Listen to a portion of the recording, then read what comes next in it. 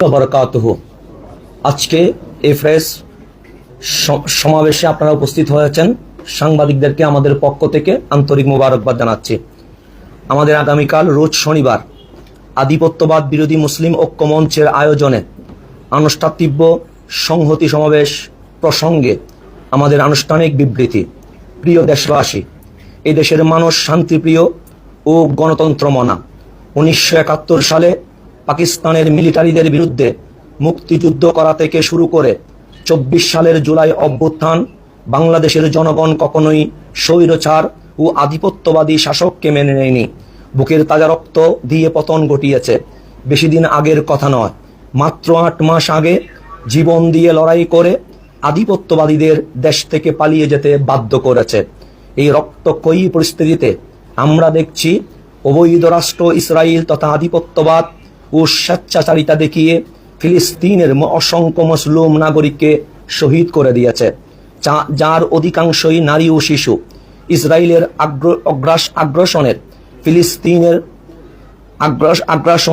ফিলিস্তিনের মুসলমানদের শহীদের পথ তালিকা প্রতিদিন দীর্ঘ থেকে দীর্ঘতর হচ্ছে।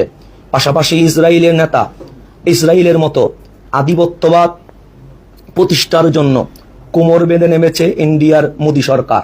ডাক্তার জাফরুল্লাহ চৌধুরী বলেছেন, দক্ষিণ এশিয়ার ইসরায়েল হলো ইন্ডিয়া। তার এই কথাকে আক্ষরিক অর্থে সঠিক প্রমাণ করতে মোদী সরকার যেন বদ্ধপরিকর। ইন্ডিয়ার অসাংবিধানিক এবং সংখ্যালঘু সম্প্রদায়ের অধিকার পরিপন্থী ওয়াকফ বিল পাশের মধ্য দিয়ে মুসলমানদের সামাজিক, সাংস্কৃতিক ও রাষ্ট্রীয়ভাবে মেরুদণ্ডহীন গোষ্ঠীতে পরিণত করার নীল নকশা বাস্তবায়নের পথে রয়েছে তারা। ইতিমধ্যে আপনারা জেনেছেন, ওয়াকফ বিল পাশের বিরুদ্ধে আন্দোলন করতে গিয়ে বহু মুসলমান নাগরিক শহীদ হয়েছেন, আহত হয়েছেন অসংখ্য মজলুম মানুষ। সম্প্রতি কাশ্মীর হয়ে যাওয়া সন্ত্রাসী হামলার প্রতিক্রিয়ায় সংখ্যালঘু মুসলমানের উপর জুলুম করার বৈধতা উৎপাদন হচ্ছে। এমত অবস্থায় আমরা সিদ্ধান্ত নিয়েছি, বাংলাদেশ থেকে সচেতন নাগরিক হিসেবে সম্মিলিত উদ্যোগে ইসরায়েল এবং ইন্ডিয়ার এই আধিপত্যবাদের বিরুদ্ধে আওয়াজ তুলব। প্রিয় দেশবাসী, আমরা স্পষ্টভাবে বলতে চাই, আওয়ামী স্বৈরচারের বিরুদ্ধে বাকশালী জুলুমের শিকার হয়ে বাংলাদেশের যে নাগরিক ও রাজনৈতিক কর্মী গত 15 বছরে ফ্যাসিবাদী শাসনে গুম, খুন ও হত্যাকাণ্ডের শিকার হয়েছে, আমরা তাদের নাগরিক অধিকার ও লড়াইয়ের সপক্ষে সর্বদা অবস্থানের অঙ্গীকার পোষণ করেছি।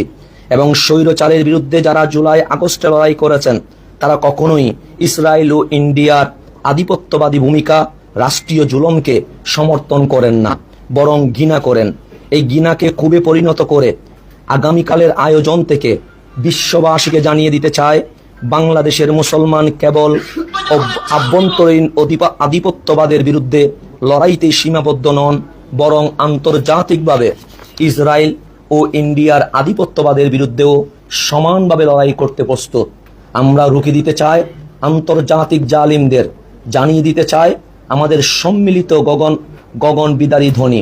আমরা আহ্বান জানাচ্ছি, বিগত সময়ে যারা স্বৈরচারের বিরুদ্ধে লড়াই করেছেন, আগামীকালের আয়োজন কেন্দ্র করে যারা স্বৈরচারের দোসরদের ব্যাপারে সজাগ ছিলেন, তারা সশরীরে হাজির হয়ে বৈশ্বিক আধিপত্যবাদের বিরুদ্ধে ও মুসলমানের পক্ষে জনমত গঠনে কার্যকরী ভূমিকা পালন করবেন। আগামীর বাংলাদেশে কোনো স্বৈরচার ও আধিপত্যবাদের জায়গা হবে না ইনশাআল্লাহ। দেশীয় ও আন্তর্জাতিক পর্যায়ে সকল আধিপত্যবাদের বিরুদ্ধে যে কোনো সময় দাঁড়াতে আমরা প্রস্তুত। দেশবাসীকে উদাত্ত আহ্বান জানাচ্ছি, ইসরায়েল ও ইন্ডিয়ার আধিপত্যবাদের বিরুদ্ধে মুসলমানের পাশে দাঁড়ানোর লক্ষ্যে আগামীকালের সংহতি সমাবেশে অংশগ্রহণ করুন। গত 24 এপ্রিল 2025 রাতে সারা দেশের কতিপয় স্থানে তাৎক্ষণিক প্রতিক্রিয়ায় বিক্ষোভ নিয়ে আমাদের বক্তব্য। 26 এপ্রিলের সমাবেশ নিয়ে কতিপয় রাজনৈতিক নেতৃবৃন্দের বিভ্রান্তিকর ও দুর্বিসন্ধিমূলক বক্তব্যের প্রতিক্রিয়ায় বেশ কিছু নিরীহ মুসলিম জনতা বিভিন্ন জায়গায় বিক্ষোভ মিছিল করেছেন। মূলত ফ্যাসিবাদের দোসররা আপামর সাধারণ সুন্নি সুফি জনতার আবেগকে পুঁজি করে তাদেরকে বিভ্রান্ত করতে চেয়েছে। কিন্তু ফেসিবাদ ও আধিপত্যবাদ বিরোধী তরুণ আলেমরা সেই অপচেষ্টাকে নস্যাৎ করে দিয়েছে।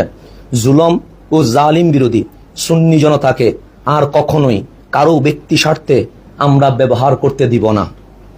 আমরা দায়িত্বহীনভাবে ঘোষণা করতে চাই, আমরা দেশের যে কোনো সংকটময় পরিস্থিতিতে এবং রাষ্ট্র পুনর্গঠনে বরাবরের মতো বাংলাদেশের গণমানুষ ও জাতীয় স্বার্থের পক্ষে দৃঢ় অবস্থান করার অঙ্গীকার ব্যক্ত করেছি। বিশেষ সংযুক্তি 1 নম্বর, আমরা ঘোষণা করছি যে আগামী 26 এপ্রিল 2025 শনিবার সকাল 9 ঘটিকা থেকে গোলাপবাগ মাঠে